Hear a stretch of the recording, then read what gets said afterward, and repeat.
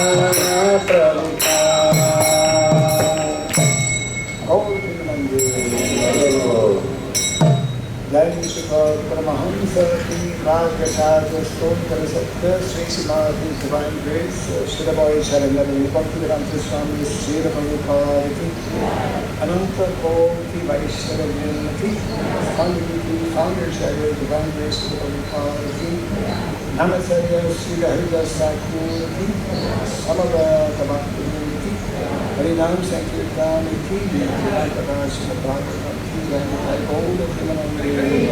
all devotees to be assembled devotees, all devotees to be assembled devotees, all devotees to be assembled devotees, all devotees to see the Lord and to see Gauranga, all devotees to see Gauranga.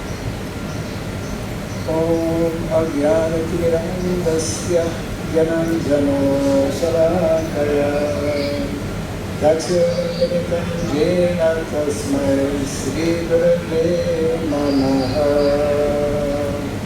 Sri Chaitanya Manobhistam Stapitam Jena Bhutale Swayam Rupa Nadamayam Dadatu Swapadantikam Vandeham Sri Guru Kirita Padakamalam Sri Gurun Vaishnavam Scha Sri Rupam Sagradatam Sahadanam Agunatam Vitam Tvam Sajivam Sadvaitam Sadhutam Tarijana Sahitam Krishna Chaitanya Devam Sri Radha Krishna Padam Sahadana Lalita Sri Satam Vitam Scha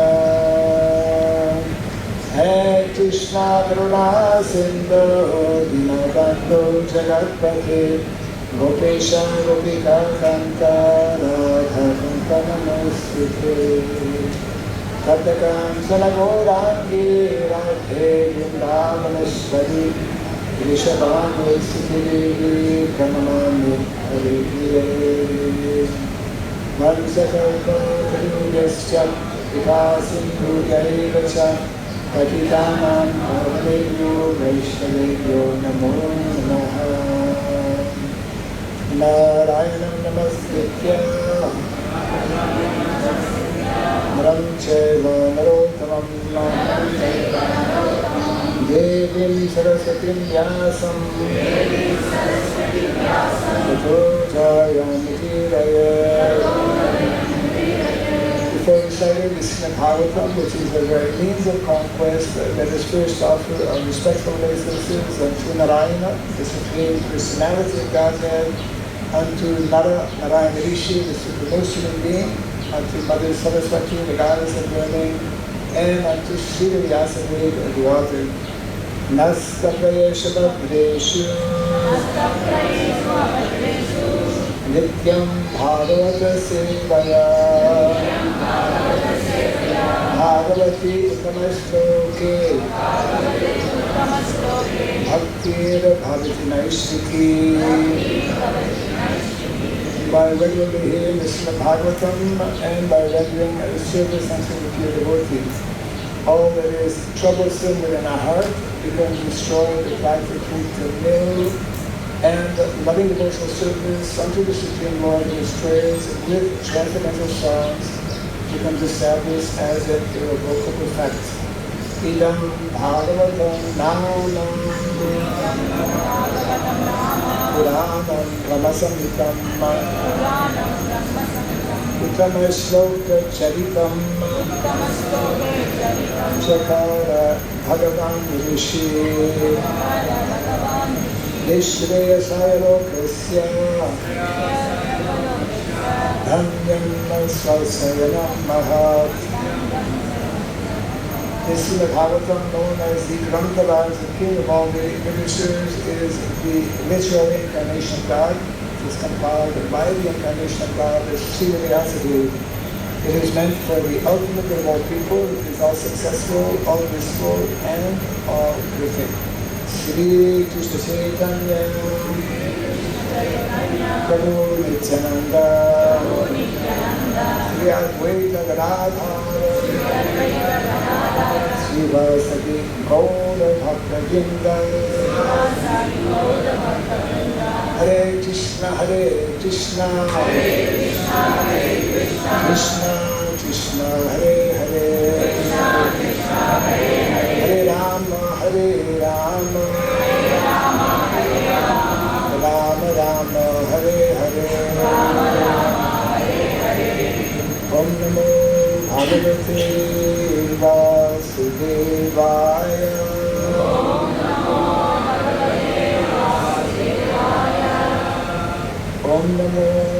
Bhagavate Vasudevaya.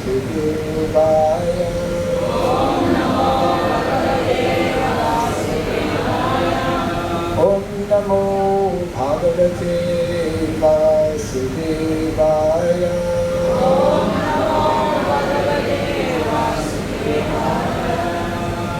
There's a second short mantra you can kindly repeat. If you listen carefully, you can catch it. It's connected with our verse today. Is it being translated? No, eh? Or simultaneous translation? Yes. Going on. Okay. So here's the mantra. Om Sarabhyaya Namaha. Om Sarabhyaya Namaha. Om Sarabhyaya Namaha. Mukam karoti vasanam tvam brahman gayatre girim yatvipa tamaham vande Sri Gurum Ganatharam yatvipa tamaham vande Sri Gurum Ganatharam. Hare Krishna. So thank you all for attending the morning Bhagavatam class. I chose a verse that is very much in connection with the theme that has been announced for today's class. The theme being make Vrindavan villages. Before we go to the verse, I just want to give a little bit of background. As we know, or as we should know, one of the primary objectives of our International Society for Krishna Consciousness, as formulated by our founder, Acharya Srila Prabhupada, was actually to revive Vedic culture, to reestablish Vedic culture, and the most ideal, we could say, example, the prototype of what Vedic culture is meant to be, we can find in Vrindavan, in the village of Vrindavan. Krishna appeared 5,000 years ago to actually show us what is meant to be the ideal standard lifestyle for the vast majority of people. So this particular theme, make Vrindavan villages, in addition to this verse, which is talking about some essential, basic, foundational elements of the Vedic culture, which in modern day society most people have forgotten. Most common people, and unfortunately many of our devotees are knowing maybe a little bit theoretically, but in terms of practical application, we are a little bit, I would say, behind. In any event, let's go to the verse right away. It's a very well-known verse. Anyone who reads the Bhagavatam will know this verse. So here we go. Yep. Sri Shuka Uvacha. Govita Surasadhunam Chandasanna Atichaskaraha Raksham Ischam Sanudadhatte Dharmasyarthasya Chaivahi. Sri Shuka Uvacha Govita Surasadhunam Chandasam Apichasparaha Raksham Ischam Sanudadhatte Dharmasyarthasya Chaivahi. Sri Shuka Uvacha Govitra Surasadhunam Chandasam Apichasparaha Raksham Ishtam Sanudadhate Dharmasya Tasya Chayrahi. To save time, we will move immediately to the translation and purport by Divine Grace Bhakti Swami Sri Raghava.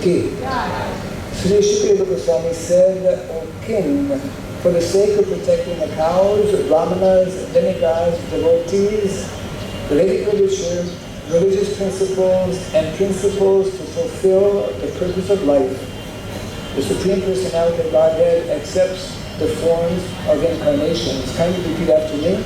Sri Shukadeva Goswami said, O King, for the sake of protecting the cows, brahmanas, demigods, devotees, the Vedic literature, religious principles, and principles to fulfill the purpose of life, the Supreme Personality of Godhead accepts the forms of incarnations. It's a relatively short report, so you should kindly pay attention for the next few minutes, otherwise it won't come back. In addition to the purport, I have short reading also from conversations connected with the same theme, basically. Purport. The Supreme Personality of Godhead generally appears in various types of incarnations to give protection to the cows and brahmanas. The Lord is described as Go Brahmana Hitaya Cha. In other words, He is always eager to benefit the cows and brahmanas. When Lord Krishna appeared, He purposefully became a cowherd boy and showed personally how to give protection to the cows and calves. Similarly, He showed respect to Sudamavika, a real brahmana. For the Lord's personal activities, human society should learn how to give protection specifically to the brahmanas and cows. Then the protection of religious principles, fulfillment of the aim of life, and protection of Vedic knowledge can be achieved. Without protection of cows, Brahminical culture cannot be maintained. And without Brahminical culture, the aim of life cannot be fulfilled. The Lord, therefore, is described as Go Brahmana Hitaya, because His incarnation is only for the protection of the cows and brahmanas. Unfortunately, because in Kali Yuga there is no protection of the cows and Brahminical culture, everything is in a precarious position. If human society wants to be exalted, the leaders of society must follow the instructions of Bhagavad Gita and give protection to the cows, the brahmanas, and Brahminical culture.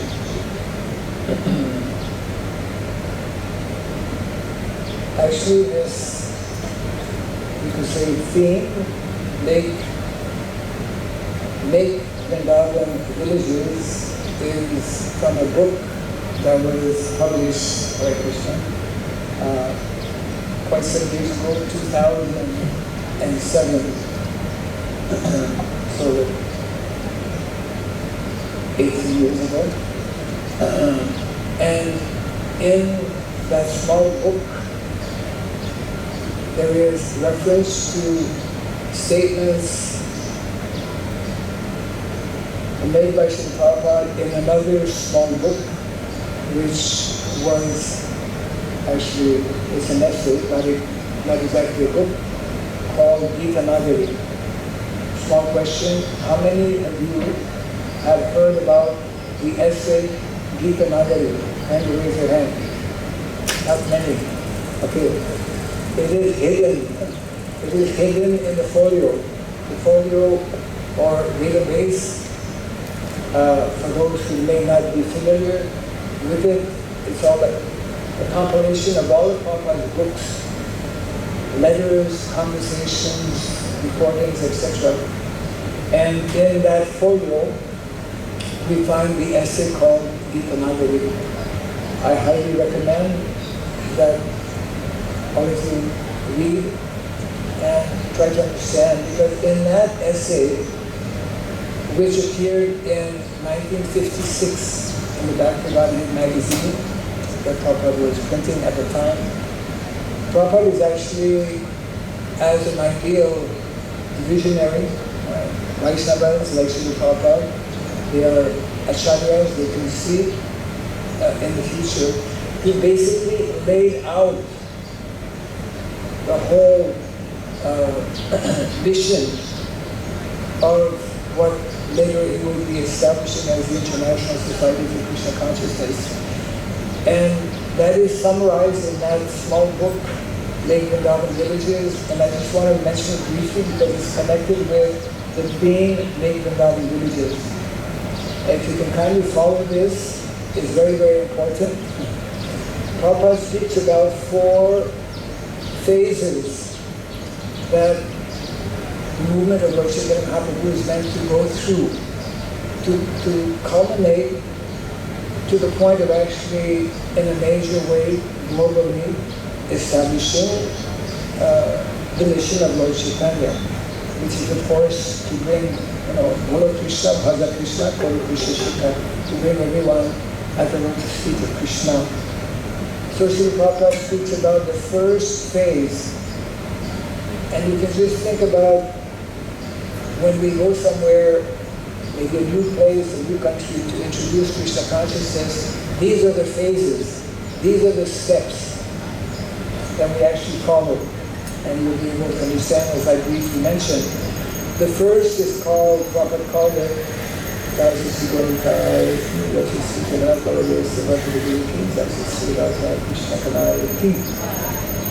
first, Prabhupada gave the term movements. The first of 4 movements, he called it Sankirtan movement, based on the chanting of the holy name, isn't it? We go somewhere, we chant Hare Krishna, people become curious.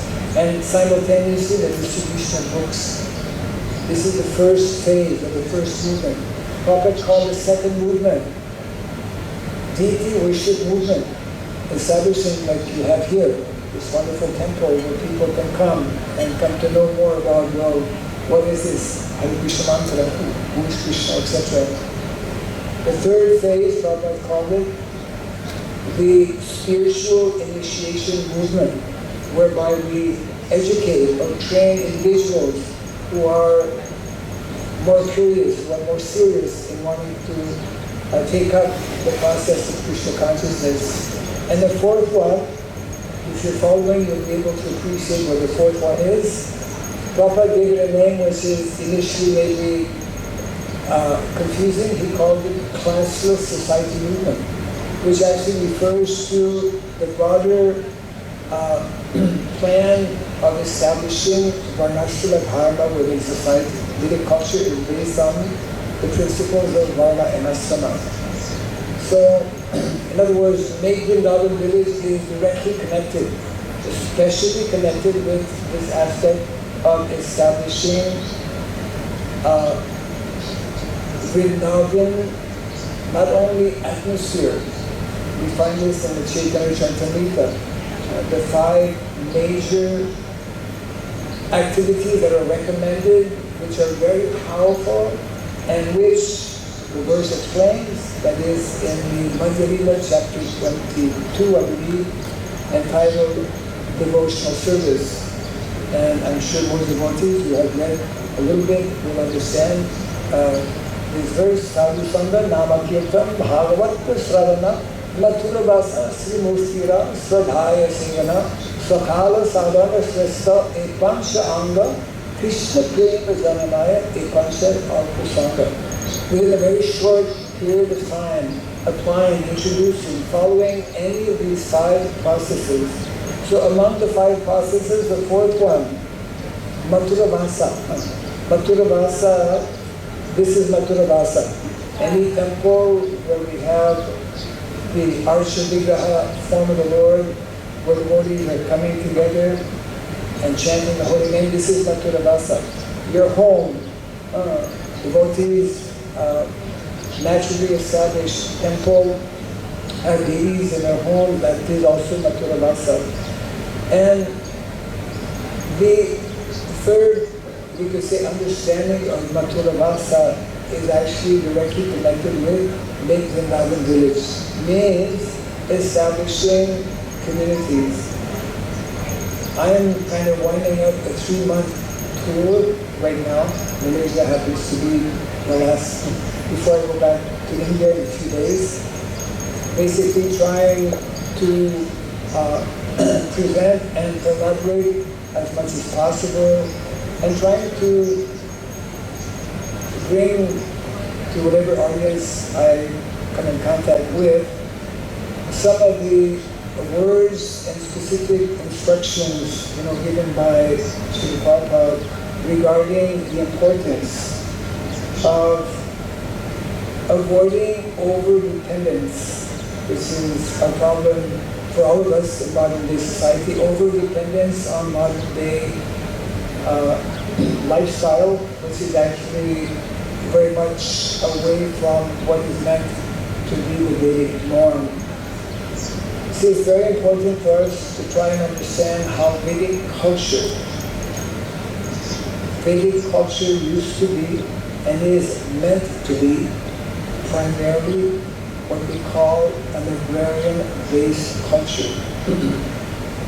By agrarian-based culture, we mean where people live in the country, where majority of people live in villages, and where the majority of people are connected with, especially Brahmana, cows and brahmanas. Without the presence of cows and brahmanas, one actually cannot exist without the other. Then Vedic culture cannot be properly established. I just want to read a very short excerpt of a conversation which was in New Orleans, in America, 1975.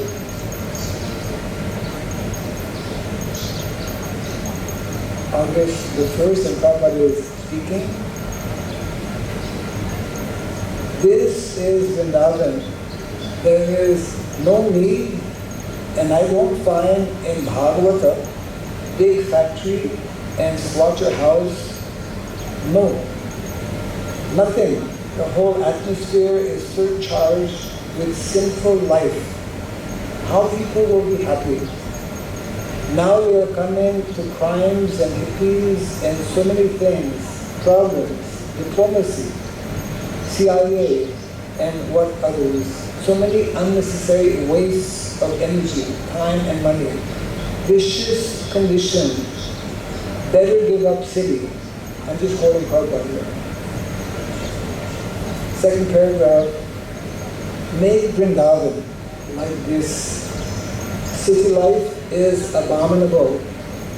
If you don't live in the city, you don't require petrol, motor car. It is no use. They may criticize that you're going to the farm in a car.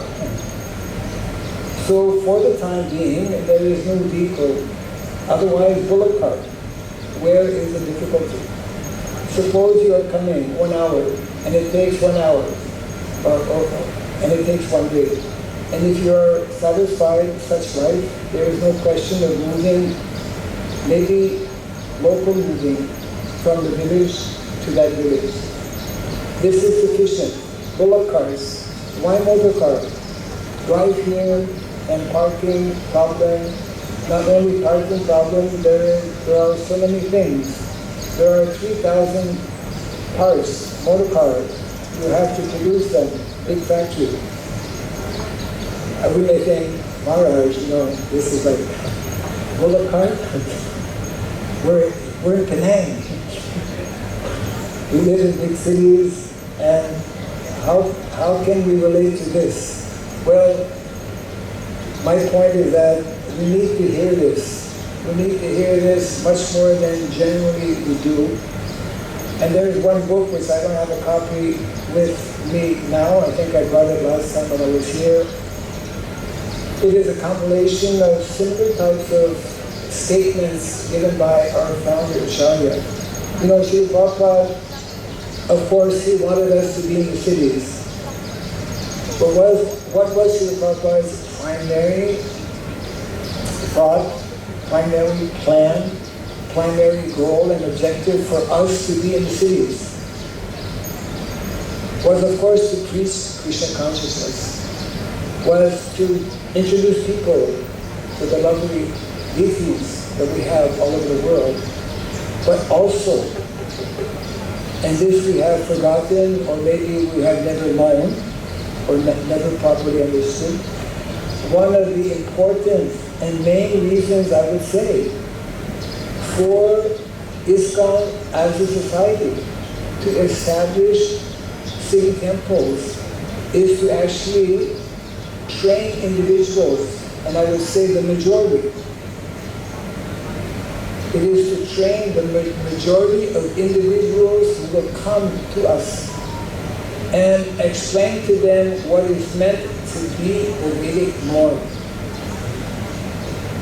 The Vedic norm is again and again being presented in the pages of the Bhagavatam. This particular verse is one of many, many examples. We are not living according to the Vedic culture, largely. Okay, we may be chanting Hare Krishna, we may be attending MALAYSIA wherever we are, which is great, which is wonderful. But part of the mission, not only part of the mission, but Srila Prabhupada has stated 50%. 50% of my mission has yet to be fulfilled. And what is that 50% of Srila Prabhupada's mission? It is to establish Vedic culture in rural areas.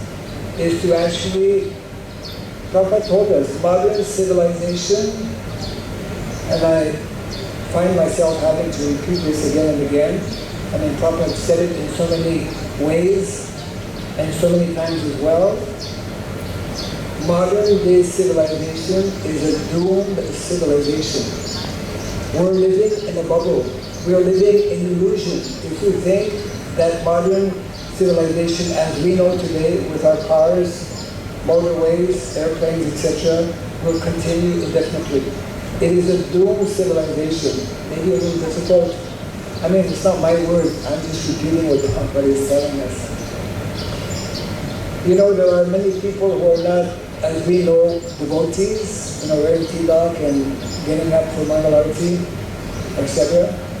But there is a whole movement since many years, since over 50 years, back to the land. It's called eco movement, eco villages. And more and more people are coming to understand how the kind of rat race society in which we're living is destroying us in so many ways. Without going into all kinds of details, it's easy enough to understand.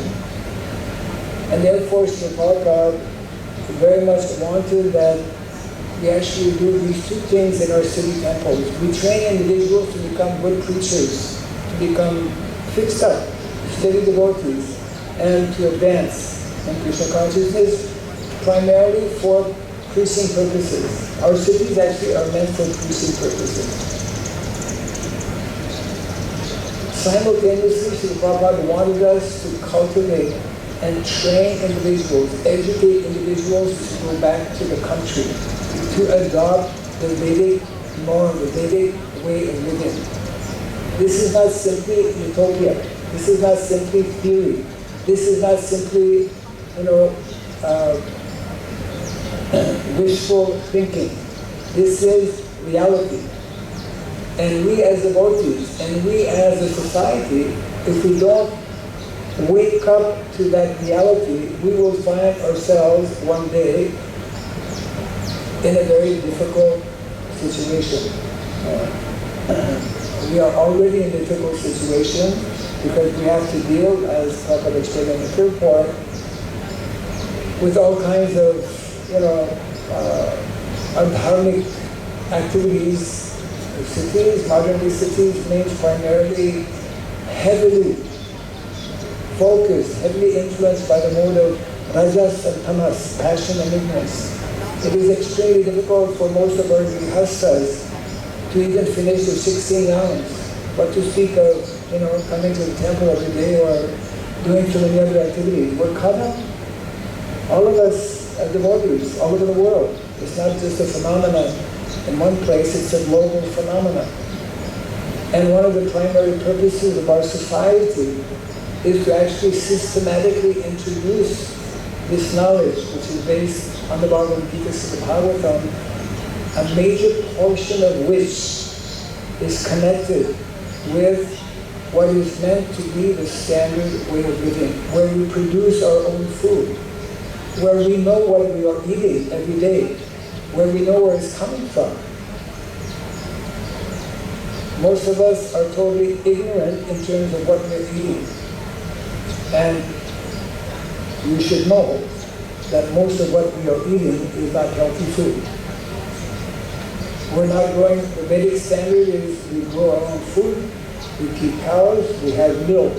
We have milk. We have a program of making ice cream this afternoon. I don't know where you're going to get your milk from. But we should, there was a GBC resolution, some of you may know, quite some years ago, that by the year 2022, which has come and gone, every temple should only offer a hemsa milk to the Lord. A hemsa milk means foods from protected cows. And the only way that we can understand if cows are protected is that they're kept by devotees. And even then, we have to check on the devotees. Yeah. So, you see, it's not immediately so easy to accept and to understand. It took me many, many years to have a little bit of understanding. I'm still trying to deepen and get more clarity. But actually, we should know, for example, that there are four, I'll just sit on this point so that we can have a few minutes for a little bit of interaction. Vedic culture is based on four standard sciences.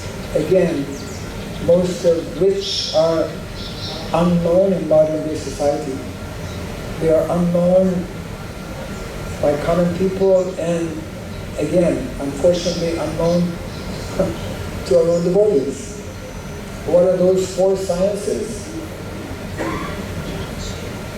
The first, we are familiar with the first one, I must say, to a large extent also.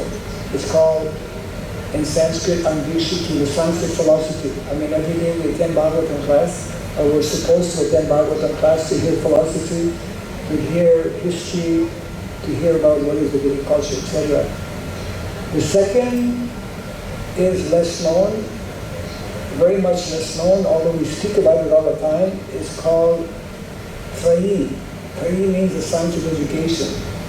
And the science of education, I'm talking about Vedic education.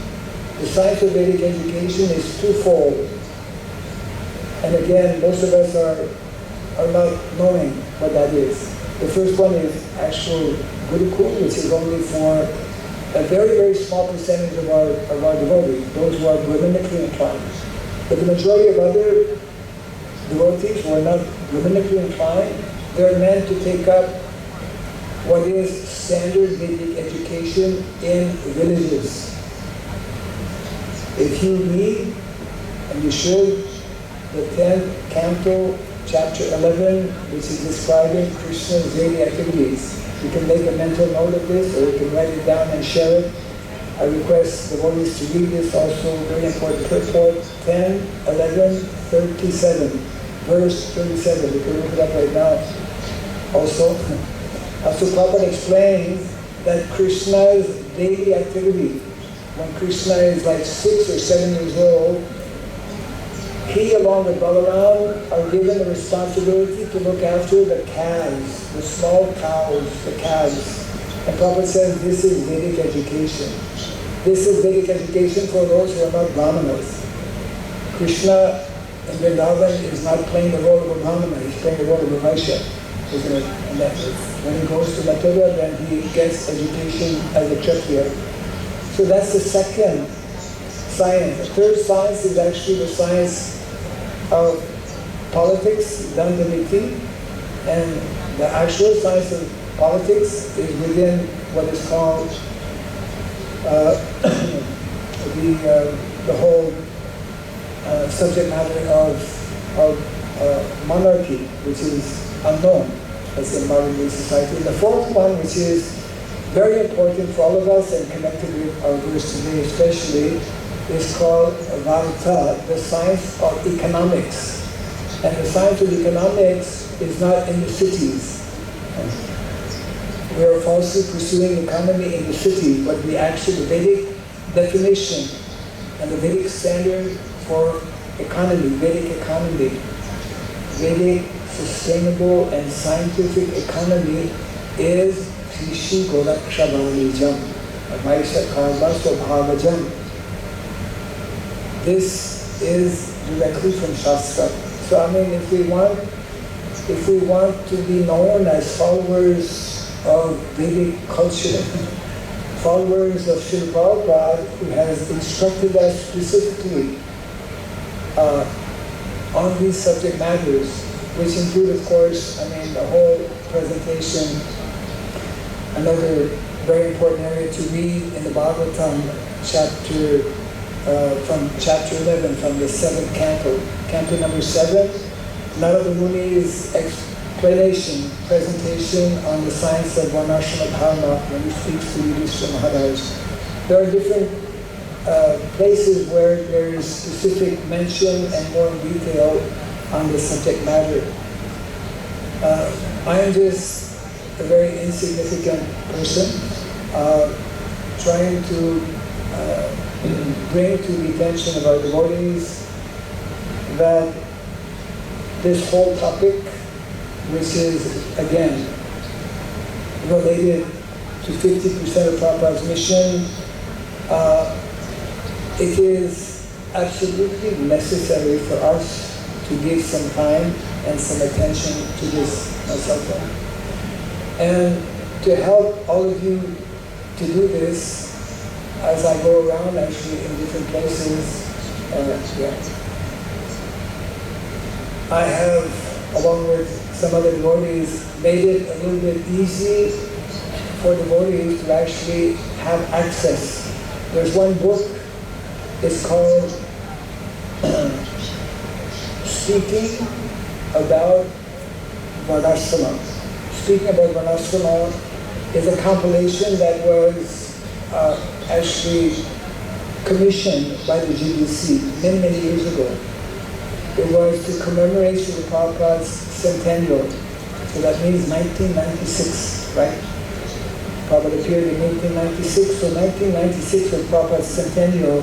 On that occasion, the GBC actually commissioned devotees to compile, to do research on the subject matter of community development, and they came out with this book, Speaking About Varnashrama. So I want to gift this book to all of you today, and maybe yes. Well, it's 100% containing quotes from Srila Prabhupada, and maybe later on in one of your sessions, to make it easier, somebody can just take the reference or the link that is here. When you download this link, you have access to a number of digital books free of cost, and to all kinds of information related to this topic. So my humble request is that after the class, actually, those who would like to have, they can just immediately take it from this digital card here, and then later on we'll give it so that my request is that those who are organizing this 3-day event, Vaishnavi retreat, can maybe share it with all of you. There are many, many things to be said on this topic, and for some it may be a little irritating to hear again and again, or it might be even a little uncomfortable to hear that, modern cities are like not going to stay for a long time. I mean, besides what I'm saying, it's what our founder Acharya and many others as well, and is what we can observe actually in our day-to-day lives as well. It's becoming, I arrived yesterday and I didn't realize it was Friday night. So from the airport in Penang to come here, Friday night, you can understand, possibly.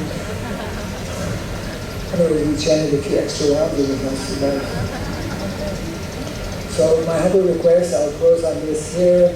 I'll just read this last quote also from, this is from the Light of the Bhagavad, another less known book. Who has read the Light of the Bhagavad? Hare Krishna. Okay. The Light of the Bhagavad was written also by Srila Prabhupada, and it was published before, well, it was written before Prabhupada went to the West. Here's one important quote from that book. Agriculture is the noblest profession. It makes society happy, wealthy, healthy, honest, and spiritually advanced for a better life after death.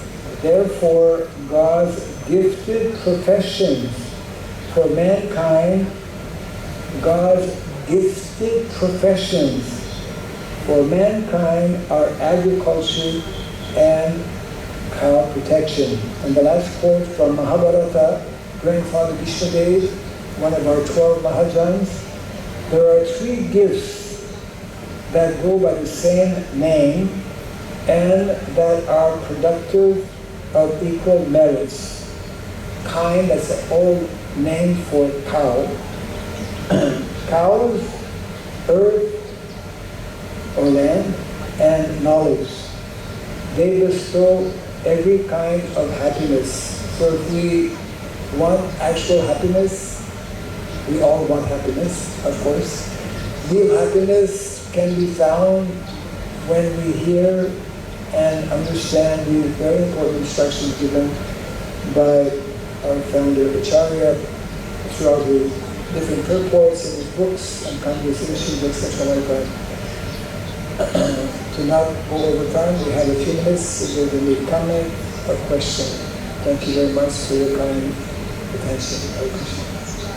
Any quick question or comment?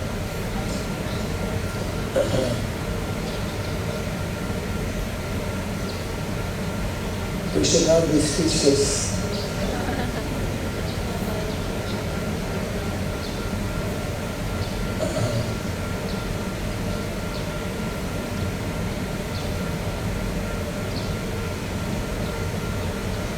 That book, by the way, speaking about Vanasana, is by the mercy of one devotee in America who kind of just discovered this book maybe just a few years ago. He didn't know the book existed like most of you. So he took it upon himself because after reading his book, he just had, for him it was like an eye-opener, as we say.